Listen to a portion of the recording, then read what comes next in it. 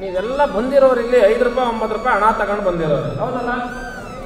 5 ರೂಪಾಯಿನ ನಾವು ಕಟ್ಟಿಸುವಂಥ ಒಂದು ವಾಡಿಕೆಗೆ ಅದು ತಾಯಿ ವಿದ್ಯಾಚೌಡೇಶ್ವರಿ ಅಮ್ಮನವರಿಗೆ ಕಟ್ಟಿಸಿ ಗುರುಬಲ. ಈ ತಾಯಿಯ ಸನ್ನಿಧಾನಕ್ಕೆ ಬರುವಂಥ ಎಷ್ಟೋ ಜನ ಭಕ್ತರ ಕೆಲಸಗಳು, ಸಮಸ್ಯೆಗಳು, ಅವ್ರಿಗಿರ್ತಕ್ಕಂಥ ಕೋರಿಕೆಗಳು ಅತಿ ಶೀಘ್ರವಾಗಿ ನೆರವೇರತ್ತೆ.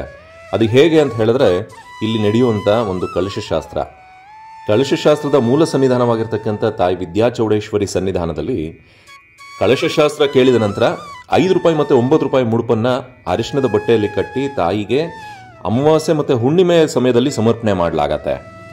ಆ ಸಮರ್ಪಣೆ ಮಾಡುವಂಥ ವಿಶೇಷ ಏನು, ಆ ಸಮರ್ಪಣೆ ಮಾಡೋದ್ರಿಂದ ಹೇಗೆಲ್ಲ ಅನುಕೂಲಗಳಾಗತ್ತೆ ಅಂತ ಹೇಳಿ ಹಂಗ್ರಳ್ಳಿ ಶ್ರೀ ವಿದ್ಯಾಚೌಡೇಶ್ವರಿ ಮಹಾಸಂಸ್ಥಾನ ಮಠದ ಶ್ರೀಗಳಾದಂಥ ಶ್ರೀ ಬಾಲಮಂಜುನಾಥ ಸ್ವಾಮಿಗಳು ಬಹಳ ವಿಸ್ತಾರವಾಗಿ ತಿಳಿಸ್ಕೊಟ್ಟಿದ್ದಾರೆ. ಬನ್ನಿ, ಹೋಳಿ ಹುಣ್ಣಿಮೆಯ ಆಚರಣೆ, ಹಾಗೆ 5 ರೂಪಾಯಿ 9 ರೂಪಾಯಿ ಮುಡಿಪಿನ ಬಗ್ಗೆ, ಹಾಗೆ ಮಡ್ಲಕ್ಕಿ ಬಗ್ಗೆ ಗುರುಗಳು ಏನು ಹೇಳ್ತಾರೆ ಅಂತ ಕೇಳ್ತಾ ಹೋಗೋಣ. ಬನ್ನಿ, ನನ್ನ ಜೊತೆ ಜಾಯ್ನ್ ಆಗಿ.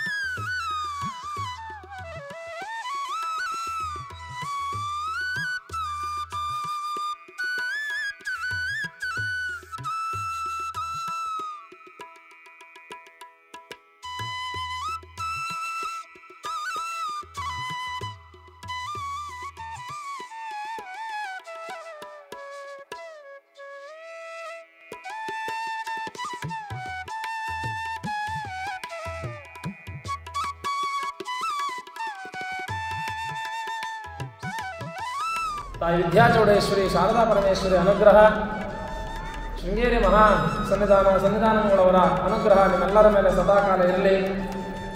ಈ ವಿದ್ಯಾಚೌಡೇಶ್ವರಿ ಅಮ್ಮನವರ ಎಲ್ಲ ಅಂತರಾಳ ಭಕ್ತರಿಗೆ ಮಡ್ಲಕ್ಕಿ ತಂದಿರೋರು ದೇವರ ಹಿಂದೆ ಆ ಮಡ್ಲಕ್ಕಿಯನ್ನು ತೆಗೆದುಕೊಂಡು ದೇವರ ಸುತ್ತ ಒಂದು ಪ್ರದಕ್ಷಿಣೆ ಬಂದು ಒಂದು ಕಡೆ 2 ನಿಮಿಷ ಕುಂತು ಓಂ ದುಮ್ ದುರ್ಗಾಯೈ ನಮಃ ಅಂತ ಜಪ ಮಾಡ್ತಾರೆ. ಏನಂತ?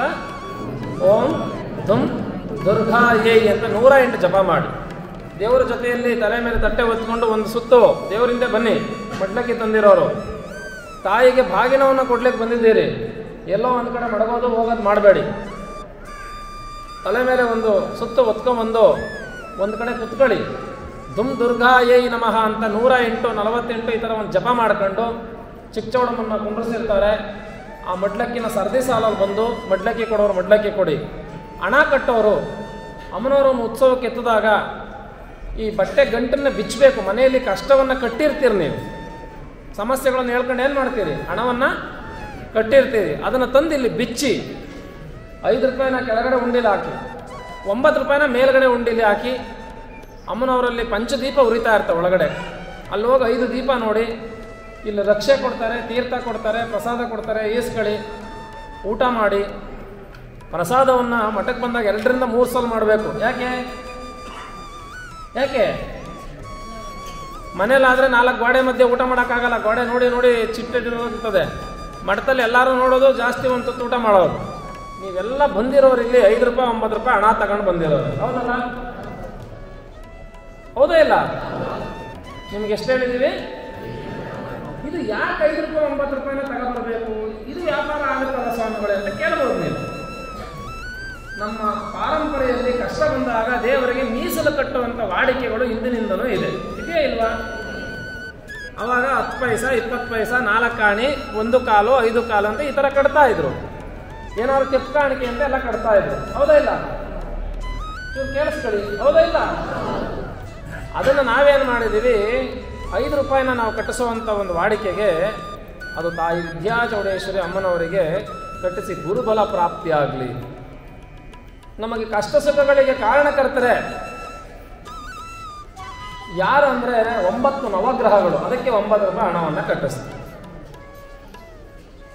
ಈ ಎರಡೇ ಹಣ ಈ ಮಠದಲ್ಲಿ ಕಟ್ಸೋದು, ನಂತರ ಶಾಸ್ತ್ರ ಕೇಳಲಿಕ್ಕೆ 2,000 ತಗಂತೀವಿ. ಹೌದು, ತಗಂತೀವ ತಗೊಳ್ಳಲ್ಲ, ಅದನ್ನು ದೇವರು ಸುದ ಹೇಳಿಲ್ಲ ತಗೋ ಅಂತ, ಅದನ್ನು ನಾವೇ ಮಾಡಿರೋದು. ಅದು ನಾವು ರಾಜಾದೋಷವಾಗಿ ನಿಮ್ಗೆ ಹೇಳ್ತೀವಿ, ಹಿಂದಿನ ಹೇಳಿದ್ದೀವಿ, ಇವತ್ತು ಹೇಳ್ತೀವಿ. ಯಾಕೆ ಅಂದರೆ ಶಾಸ್ತ್ರ ಕೇಳಲಿಕ್ಕೂ ಸುದ ಇರೋರು ಕೊಡಿ, ದುಡ್ಡಿರೋರು ಕೊಡಿ, ದುಡ್ಡಿಲ್ಲ ಅಂದವರು ಹಾಗೇ ಕೇಳಿ ಅಂತಲೂ ಅವಕಾಶವನ್ನು ಮಾಡ್ತಾರೆ. ಯಾಕೆ ಅಂದರೆ ಎಷ್ಟೋ ದೂರದಿಂದ ಬರ್ತೀರಿ, ಇಲ್ಲಿ 2,000 ರೂಪಾಯಿ ಅಂದರೆ ಒಂದು ದಿನದ ಕೂಲಿ ಎಷ್ಟು? 500 ರೂಪಾಯಿ ಇರ್ತದೆ. 4 ದಿನದ ಕೂಲಿ ಕೊಡ್ಲಿಕ್ಕೆ ಒಬ್ಬರ ಹತ್ರ ಶಕ್ತಿ ಇರಲ್ಲ. ಅಂಥವರು ಒಂದು ವಿಜ್ಞಾಪನ ಪತ್ರ ಅಂತ ನಮಗೆ ಒಂದು ಪತ್ರ ಬರ್ಕೊಡ್ತಾರೆ, ಅವ್ರಿಗೂ ಸುಧಾ ಶಾಸ್ತ್ರವನ್ನು ನಾವು ನೋಡಿ ಹೇಳ್ತೀವಿ.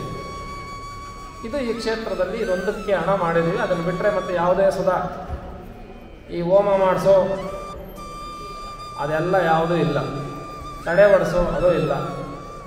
ಯಾಕೆ ಅಂದರೆ ನೀವು ಭಗವಂತನನ್ನು ಸನ್ನಿಧಾನಕ್ಕೆ ಬಂದು ಒಂದು ಸಾಷ್ಟಾಂಗ ನಮಸ್ಕಾರ ಮಾಡಿ ನಿಮ್ಮ ಮನಸ್ಸನ್ನು ಭಗವಂತನಿಗೆ ಒಪ್ಪಿಸ್ಬೇಕು, ಭಗವತಿಗೆ ಒಪ್ಪಿಸ್ಬೇಕು. ನಾನು ಬಂದಿದ್ದೇನೆ, ಶರಣಾಗತನಾಗಿದ್ದೇನೆ, ನನ್ನ ಯಾವುದೇ ಸುಧಾ ಅಪರಾಧವಿದ್ದರೂ ಅದನ್ನು ಕ್ಷಮಿಸ್ಬಿಡು ಅಂತ ಕೇಳಿಬಿಟ್ಟು ದೇವರಿಗೆ ನಮಸ್ಕಾರ ಮಾಡಿ ಒಂದು ಅನುಷ್ಠಾನ, ಪೂಜೆ, ಜಪ ತಪಗಳನ್ನ ಮಾಡ್ಕೊಂಬಿಟ್ರೆ ನಮ್ಮ ಸಮಸ್ಯೆಗಳು ಬಗೆಹರಿತವೆ. ಎಲ್ಲರಿಗೂ ವಿಶೇಷವಾದಂಥ ತಾಯಿ ಶಾರದಾ ಪರಮೇಶ್ವರಿ ವಿದ್ಯಾಚೌಡೇಶ್ವರಿ ಅಮ್ಮನವರು ದಿವ್ಯಾನುಗ್ರಹವನ್ನು ನಿತ್ಯವೂ ಮಂಗಳಕರವಾದಂಥ ದಿನವಾಗಿ ನಿಮಗೆ ಅನುಗ್ರಹ ಮಾಡಲಿ ಅಂತ ನಾವು ಪ್ರಾರ್ಥನೆ ಮಾಡಿ